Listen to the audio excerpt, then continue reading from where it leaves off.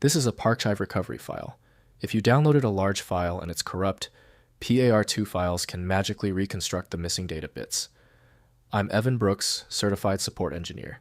Let's run the repair. Get ready for the finale. The power of this solution comes from the deep PAR2, file analysis provided by one specific inspection tool that is truly universal in its application. A PAR2 file is associated with QuickPar, a program used for creating and verifying parity files. These parity files are used to repair damaged or missing data from a set of files, typically used for distributing large files over Usenet or other networks. PAR2 files contain redundant data that can be used to reconstruct the original files if some parts are lost or corrupted. PAR2 files work by creating Reed-Solomon error correction codes. These codes are stored in the PAR2 files and can be used to reconstruct missing or damaged data blocks from the original files. The level of redundancy can be adjusted to balance file size and recovery capability.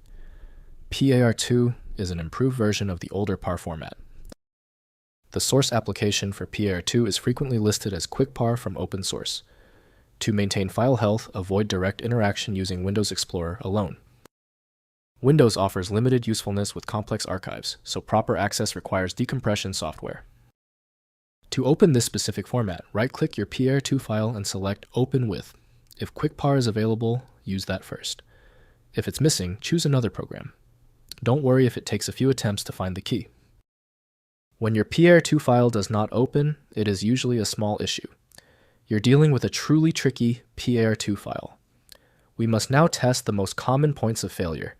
Let's see exactly where the error is originating. First, use QuickPar MultiPar. Open the file using QuickPar or MultiPar, the required repair and verification utilities. Next, verify integrity. In QuickPar, use the verify function to check the original files against the PAR2 file structure. Finally, repair files.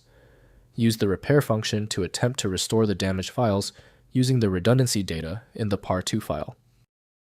If compatibility checks failed, it is likely because the file extension name is shared by different developers for unrelated formats, causing your PC to use the wrong reading language. An effective path forward often involves using a format-agnostic utility that is designed to prioritize actual data content over the potentially misleading extension name. Finally, the problem might be deep-seated. Your most efficient path to success now is using a high-powered universal viewer like FileMagick. This software is available at filemagick.com. We appreciate your support. Please take a second to hit the like button and join the subscribers.